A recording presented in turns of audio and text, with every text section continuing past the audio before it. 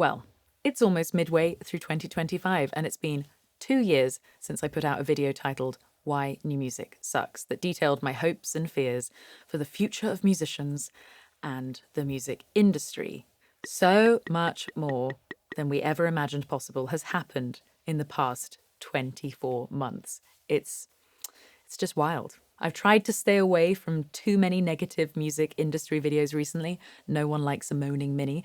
But despite the challenges we all face, I still believe there are plenty of reasons to be optimistic about the future, both as a maker of music and a listener. So be sure to stick around. And if you enjoy this video, please consider subscribing. And if you're a fan of physical music, head over to my online store to grab a copy of my debut album, Super Sexy Heartbreak. It features 11 original tracks and stunning artwork, and every purchase helps me keep creating videos like this one. Part 1. The Spotify vampires will continue to suck. Daniel Ek, the founder and CEO of Spotify and Identikit Bonvillain, is now worth over $8.9 billion, making him wealthier than Jay-Z, Tay-Tay, Bruce, Bey, and Buffett, all put together. And if we're dealing in pounds, about 7 times the net wealth of Paul McCartney. And business is great. In 2024, the company announced its best ever results, celebrating its first ever full year as a money-making company with a tidy 1.5 billion in profit. They also proudly celebrated 10 years of generating billions for the music industry, up tenfold from the 2014 historical low point.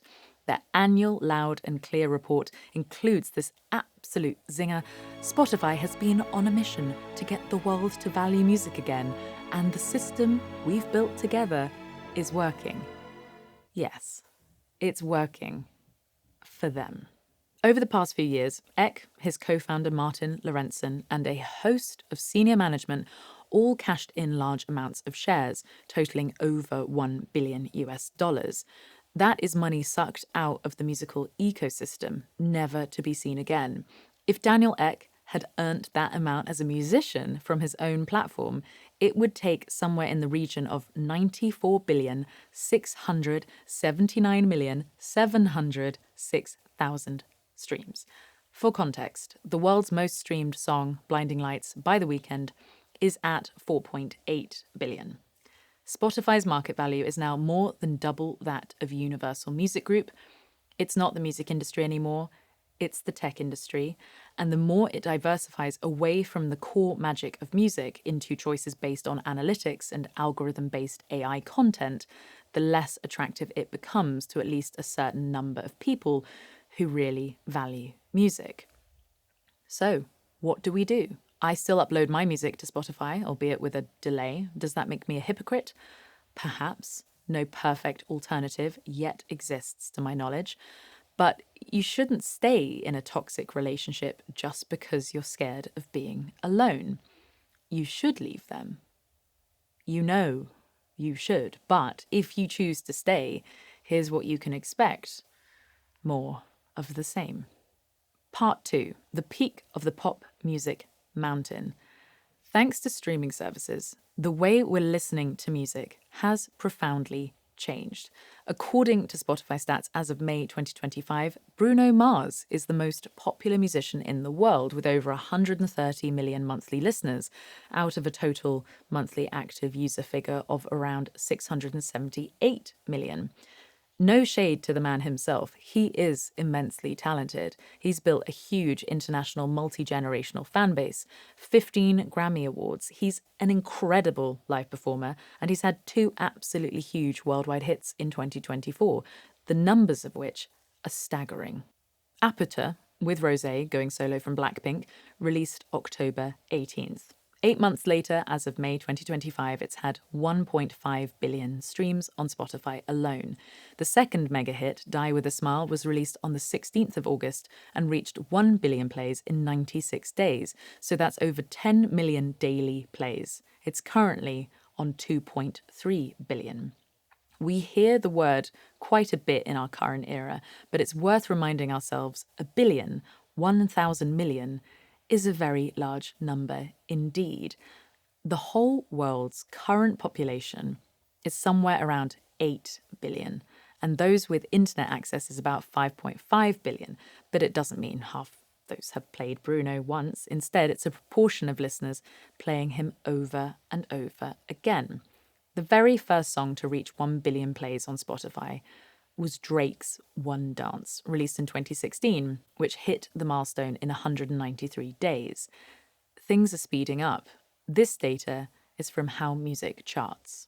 Songs released in 2015 took an average of 2,621 days to hit 1 billion streams, while tracks from 2020 needed just 1,250 days. By 2024, that figure had dropped dramatically to 180 days. Streaming means we're going to see more and more of these giant songs. There were 68 tracks in 2020, 137 in 2022, and 296 in 2024. If that pattern continues, around 400 tracks might join the club in 2025. Spotify is increasingly active in 180 countries and has something like 626 million monthly active users. The top 1% of tracks receive over 90% of all streams because the average listener is overwhelmed by choice. So on repeat or hot hits give you direction, either actively or passively.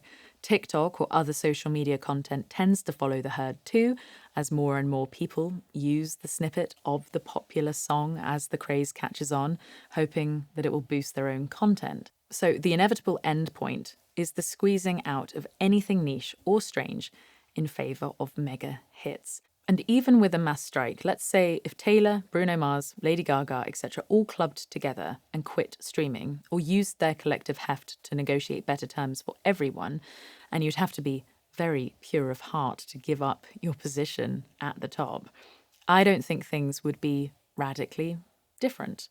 Prices will continue to rise. Tiered subscriptions are happening already. The bulk of artist payments will be continually minimized, and it'll just keep on aggressively pursuing growth because that's what big companies do. It will still be the app of choice for the average listener, the one who just wants a pop hits or gym workout playlist, but will also soon become so flooded with AI-generated music, audiobooks, podcasts, video, that it'll become practically unusable. Luckily, if you want to discover new music or promote your own, there's a far better place for you to spend your time. Why YouTube is the best bet for musicians. Here's why I think all musicians should focus their attention on YouTube. I've been trying to make it as a singer-songwriter since I was 15. Like many others, I've always tried to cover all the different bases. First off MySpace and Bebo, then Facebook and Twitter, and then YouTube, Spotify, Instagram, Reels, TikTok, newsletters, Discord. I find myself completely overwhelmed, even now, jack of all trades, master of none. We're led to believe that if we're not on everything, then we're missing out on valuable potential audiences. But I realized that the best thing I can do is focus on one thing, the one thing I do best, and try and do it really well. YouTube was the platform I fell in love with, and I feel so lucky that it's turned into by far the best bet for musicians like myself. This is all based on my personal experience, and it's as much advice to myself as it is to those on their own journey. And don't get me wrong, it's still not an easy thing to do. The ups and downs are wild, but hear me out. First of all, it's absolutely huge. As of April 2025, it has over 2.7 billion monthly active users or 122 million daily active users, and it's only going to continue growing. It's stable, unlike TikTok, which could well still disappear in the coming months or years. As a tool, it offers the greatest range of options all in one: short form, long form, live streaming, music streaming, interaction with fans through comments or posts. There's AdSense, artist tipping, and exclusive paid memberships. All of this means it's much easier to publish frequently on YouTube than it is to regularly upload on Spotify. On the surface, the compensation per view is not that different from a Spotify stream. It's roughly a third of a cent or penny, but will vary depending on whether you're reviewing a tech product or posting original music. So a varied mix of content will build a more sustainable business. But AdSense is just one of many ways to monetize and build your music career. The beauty of the platform from the very beginning was that it's deeply human, a place to share stories and knowledge. If you're building something, learning something, you can take people with you through the good and the bad. And in 2024, you probably noticed the home screen recommending you quite a generous mix of brand new and smaller channels alongside more established creators. So there's a low barrier to entry and a definite hunger for lo-fi authentic journey content that puts personality front and center without the need for complex editing or Mr. Beast style thumbnails. It's just more of an equal playing field than trying to get a new song noticed on Spotify. This is not to say that YouTube doesn't have its own challenges. It's not immune from the AI generated content tsunami. I would love to see them crack down on that, or at least make people fully aware of what's real and what's not. Uploading your music to any platform, including YouTube, also makes it available to AI companies to use as training data, often illegally. Smarter minds than I are working on how to counteract this, but it's really disappointing that governments all over the world seem to just be rolling over and allowing big tech to do this without any mention of artist compensation, as if copyright laws didn't exist. Finally, despite the promotion of smaller channels, it can still be difficult to get noticed. There is no such thing as a surefire hit. And make no mistake, continually uploading week after week is challenging, especially if it feels like nobody's watching or nothing you're doing is working. In the years I've been doing this, I've made plenty of mistakes and taken wrong turns. I certainly don't think I can call myself an expert. I still feel like I'm learning all the time, but I've always been interested in learning with my audience. I'm just so glad it's where I chose to focus my energies, and you can absolutely choose your own adventure. Upload a song or a cover, and if you don't want to do that, update your audience with your recent experiences. If you don't want to sit and talk to the camera, why not focus on live streaming a performance instead? There's just so many options. As ever, not everyone can succeed. All these platforms are tricky to master, and you should absolutely play to your strengths.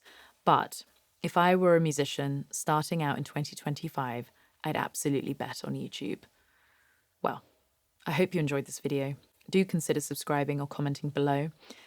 Get a piece of physical merchandise, and I will be seeing you here again very, very, very soon.